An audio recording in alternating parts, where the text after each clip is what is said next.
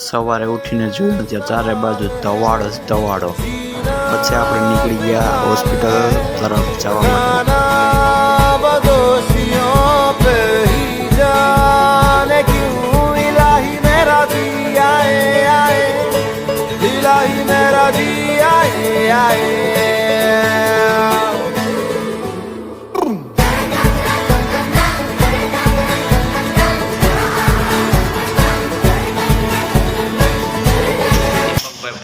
બોલાવે